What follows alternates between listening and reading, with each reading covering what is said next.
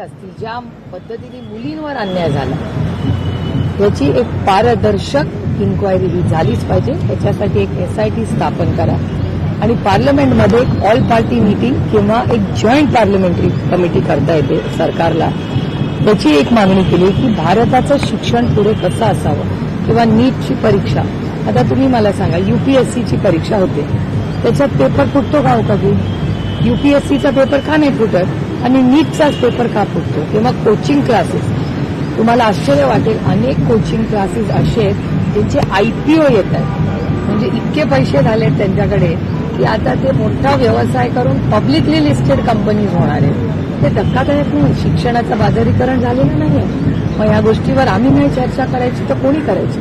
संसद भवन त्याच्यासाठीच आहे. त्याच्यामुळे आम्ही अतिशय प्रांजळपणे राजकारण बाजूला घेऊन आपल्या मुलांना न्याय मिळावा आणि परीक्षा पारदर्शकपणे व्हावी ह्याच्यासाठी आता AI मला सांगा, जगामध्ये परीक्षा होतात, जगभरात परीक्षा होतात, तिथे कसा पेपर फुटत नाही, आपलाच कसा फुटतो? मग एकीकडे तंत्रज्ञान, आधार कार्ड सारखा अप्रतिम कार्यक्रम काँग्रेसच्या सरकारमध्ये UPA मध्ये हा डॉक्टर मनमोहन सिंग साहेबांच्या काळात झाला. आज प्रत्येकाला आधार मिळालं की नाही?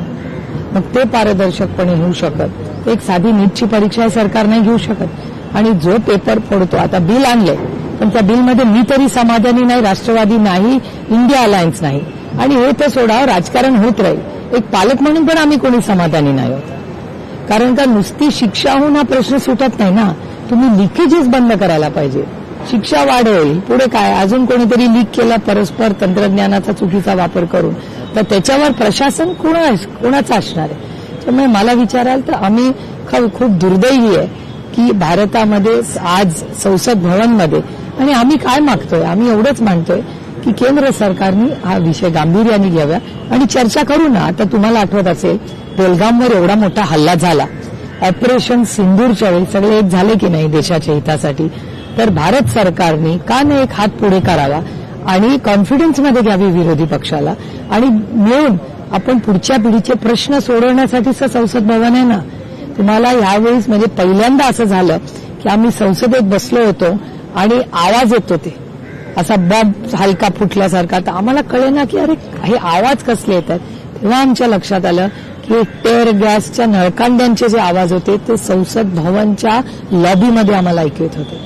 आणि मी माझ्या भाषणात बोलले, माझ्या किंवा बाकी कुणाचे सत्तेत असलेल्या ना मंत्र्यांच्या ना खासदारांच्या मुलांना काही काळजी का नाही वाटली, कारण का संसद भवनमध्ये सगळं बंद आहे. पण त्या आईचा, त्या वडिलांचा, त्या बहिणीचा, भावाचा, कुटुंबाचा विचार करा.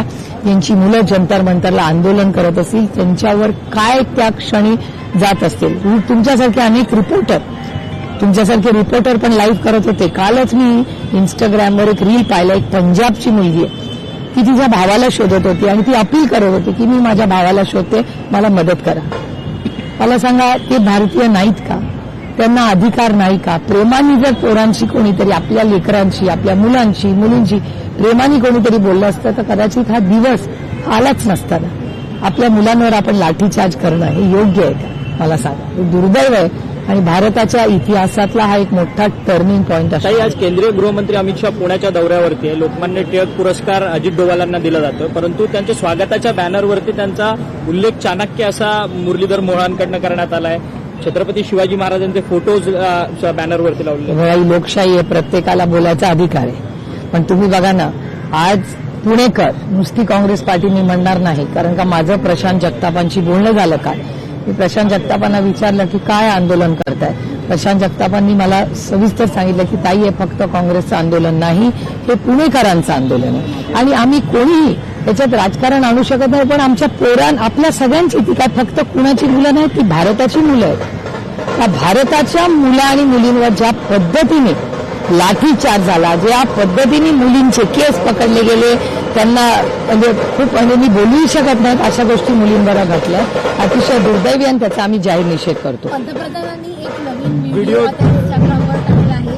ते म्हणतात की माझ्या आईवडील शिवसेना झाली, मात्र या सगळ्या पोरांना माफ केलं पाहिजे, आपलीच मुलं आहेत. म्हणून तर आम्ही चर्चा मागतोय ना. जर ह्या गोष्टीवर दोन्ही बाजूनी विरोधी पक्षाला कॉन्फिडन्समध्ये घेऊन जर ह्याच्यावर सविस्तर चर्चा झाली तर मार्ग निघू शकतो. पण मार्ग इच्छा असली पाहिजे ना मार्ग निघायची. आम्हाला या विषयावर राजकारण करायचं नाही, पण भारतातल्या युवक आणि युवतीवर जर भारत सरकारने केसेस केल्या तर ताकदीने माणुसकीच्या नात्याने आपली भारतीय मुलांच्यासाठी आम्ही ताकदीने लढणार. वेळ पडली तर आम्ही करू. आमच्याही संघटनेमध्ये खूप एक वेगळा लिगल सेल आहे, राष्ट्रवादी काँग्रेस म्हणून नाही पण भारताचे नागरिक म्हणून आमची सगळी लिगल टीम ह्या प्रत्येक मुला मुलीबरोबर ताकदीने उभी राहिली.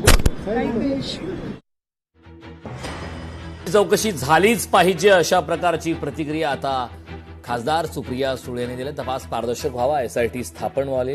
विद्यार्थ्यांचा भविष्याचा प्रश्न आहे, मुलांवरती अन्याय झाला, अत्याचार झाला, अश्रुधुराच्या नळकांड्या फोडण्यात आला, अनेक विद्यार्थ्यांचं यामध्ये नुकसान होतं आणि विद्यार्थ्यांचा आवाज उठवणं अत्यंत आवश्यक आहे. देशातील तरुण पिढी ही अत्यंत अस्वस्थ आहे अशी प्रतिक्रिया सुप्रिया सुळे यांनी दिली.